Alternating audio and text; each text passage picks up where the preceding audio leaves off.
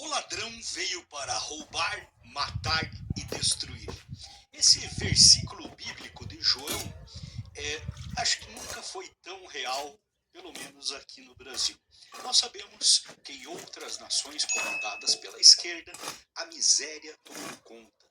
Milhões de pessoas morreram de fome.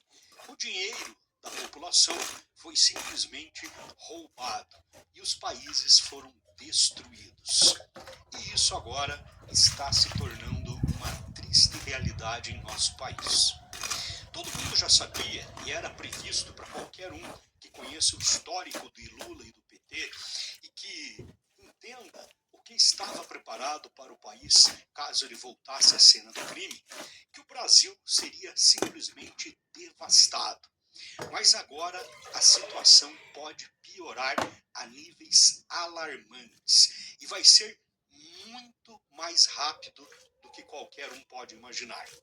A miséria pode simplesmente dominar o Brasil antes ainda do final desse ano, de forma simplesmente destruidora, devastadora para a nossa economia. Alguns analistas já analisam que se Lula chegar até o final desse governo, desse regime, em 2026, mesmo com a mudança de um presidente, levaria pelo menos em torno de 10 a 15 anos para reconstruir apenas o que foi destruído nesse período de governo. Não estou nem falando para fazer o Brasil voltar a crescer ou realmente se tornar aí novamente um país que nós desejamos.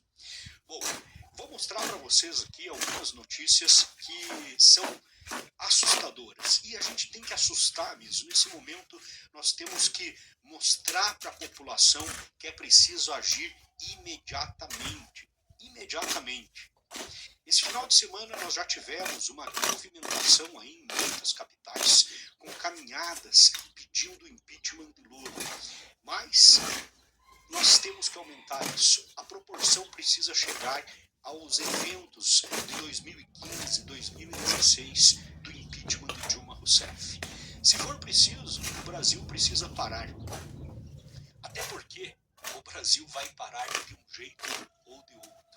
O impacto já inicial das sanções de Donald Trump prevê 10 mil empresas sendo atingidas e 3,2 milhões de empregos diretos sendo perdidos.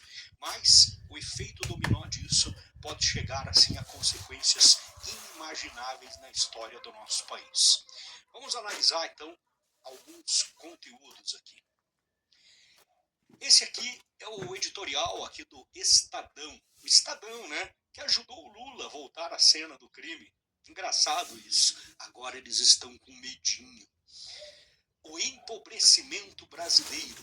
Estudo do FMI mostra que o Brasil se aproxima cada vez mais da metade mais pobre do mundo. Eu dei uma notícia para vocês aqui nesse final de semana de que a Índia, todo mundo já viu vídeos da Índia, da situação da Índia. A Índia é um país com cerca de 2 bilhões de habitantes, ou seja, quase 10 vezes mais do que o Brasil. Problemas sociais absurdos, né? A Índia ultrapassou o Brasil em saneamento. E olha, cara, nós tínhamos um plano de saneamento aprovado já pelo Congresso, pelo governo federal. Tudo deveria estar caminhando assim para o Brasil se tornar realmente um país de primeiro mundo. O Lula veio e derrubou. Cara, o país pródigo em gastos e impostos escolheu ser indigente e se não mudar, será. Reportagem publicada pelo jornal Valor nesse mês expõe com clareza quem paga o custo das decisões erradas que o país insiste em tomar há décadas. Em 45 anos, o Brasil regrediu da 48ª para a 87ª posição no ranking de PIB per capita em paridade de poder de compra do Fundo Monetário Internacional, aproximando-se perigosamente da metade mais pobre do mundo. O Brasil já é um dos países mais... assim, é tão contraditório isso, porque o Brasil é uma potência natural. O Brasil já chegou a ser a 6ª economia do mundo, pensa, a 6ª economia do mundo, um dos países mais ricos do planeta, só que com uma desigualdade sem igual. E por coincidência, nós só tivemos um governo de direita desde a redemocratização, o fim do regime militar. Interessante, né? Interessante isso. O mesmo aconteceu, pessoal, e aqui eu quero fazer uma analogia, na Argentina. A Argentina, durante o mesmo período, aconteceu a mesma coisa. Eles tiveram 40 anos de governos de esquerda. Tiveram um governo de direita no meio do caminho, que foi o do Macri, que foi destruído pela imprensa militante argentina e acabou perdendo as eleições para Alberto Fernandes. Alberto Fernandes é um tipo de um Haddad argentino. Ele era o poste da Cristina Kirchner, que governou ali com o seu marido também a Argentina durante décadas e simplesmente destruiu a economia. Essa notícia aqui é de 2023, dezembro de 2023. Inflação, pobreza, escassez de dólares e déficit fiscal. A herança econômica do governo Fernandes. Javier Milei toma posse nesse domingo, com a expectativa de que plano de ajuste fiscal seja anunciado em breve. Milei, com uma política de direita, já está conseguindo retomar as rédeas do país. Vai resolver a Argentina? Não, é óbvio que não vai. Vai décadas para resolver o problema da Argentina, que foi criado pela esquerda. Mas a evolução já é absurda, já é inacreditável. Tanto que Donald Trump já está zerando os impostos da Argentina, ao contrário do Brasil, que está sendo taxado. E o Fundo Monetário Internacional já liberou bilhões de dólares para a Argentina começar a se reconstruir. É praticamente um país devastado, como se tivesse passado por uma guerra. Olha aqui na Gazeta do Povo. Pobreza na Argentina atinge 57%, maior patamar em 20 anos, aponta relatório. E olha a cara do poste da Cristina Kirchner aqui, né? Esse vagabundo aqui, esse safado, pilantra, ladrão, fugiu para a Espanha. Lá na Espanha, ele comprou uma mansão de bilionário. Anda com carros, com motoristas particulares. Ele está vivendo uma vida de rei, né, mesmo, de bilionário lá na Espanha. É típico, né, desses vagabundos esquerdistas. Você vê, por exemplo, a família de Fidel Castro. Inclusive eu tenho aqui os vídeos do Sandro Castro. Eu não vou passar agora, isso daí é para um outro momento que eu vou publicar. Sandro Castro, neto do Fidel Castro, mora na Europa, vivendo uma vida... Na Europa não, desculpa, ele viaja pela Europa, viaja pelo mundo todo. Se eu não me engano, ele mora em algum lugar aí pelo Caribe e está vivendo como milionário. Então, esses vagabundos, eles vêm para roubar, matar e destruir. Vocês têm ideia de quantas pessoas morrem de fome, de pobreza, de problemas psicológicos devido à sua situação, de falta de atendimento médico, pela criminalidade? Sabe quantas pessoas estão morrendo hoje na Bahia, depois de sei lá quantas décadas de governo do PT, tanto federal quanto estadual? A Bahia hoje é o estado mais perigoso do Brasil, tomado pelo tráfico de drogas por organizações criminosas. É um narco-estado. A Bahia hoje é um narco-estado, comandado pelo PP.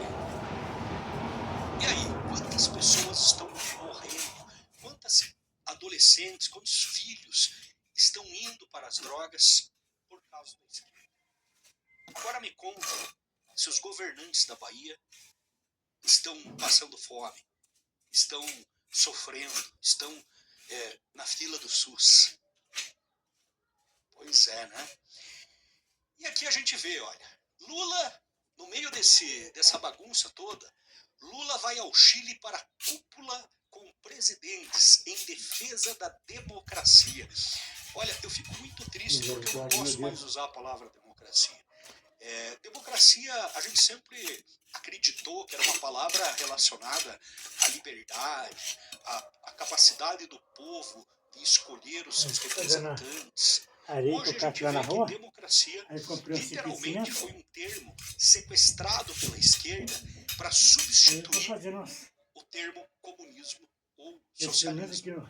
Hoje você só vê falando em democracia países ditatoriais, só.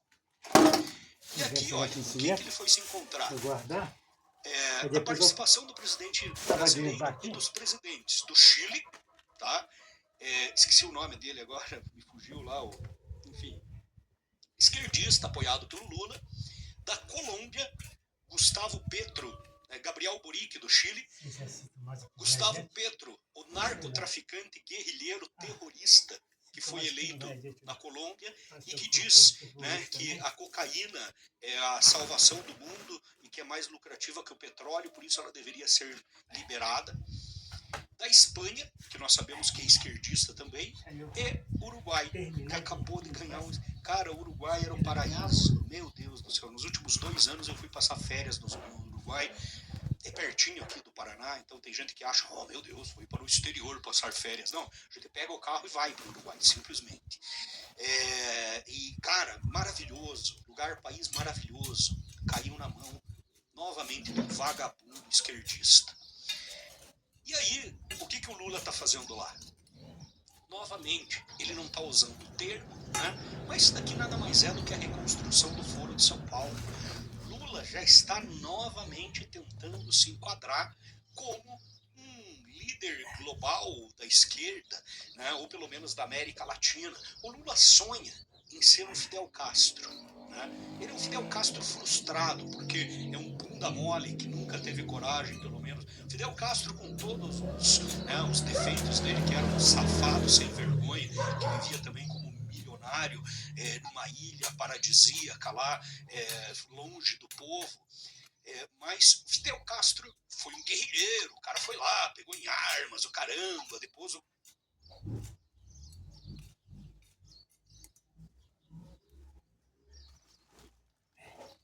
O que aconteceu ali? Deixa eu ver. Acabou a bateria, será? Acabou a bateria? Acabou a bateria. Acabou a bateria, já era. Então, gente, é isso aí. Estou eu aqui dando uma ajeitada aqui na minha hortinha aqui. Estou ouvindo as notícias aqui, porque eu ouvi essa mídia podre. Eu ouvi essa mídia podre aí, misericórdia. Deixa eu limpar aqui essa sujeira aqui daqui pra lá. Tem que limpar o pé antes de entrar lá dentro de casa. Então é isso aí. Acabou a bateria aqui. Deus seja louvado. Eu nem quero imaginar isso. É isso aí. Deixa eu continuar limpando ali o canteiro ali. Depois eu acabo de...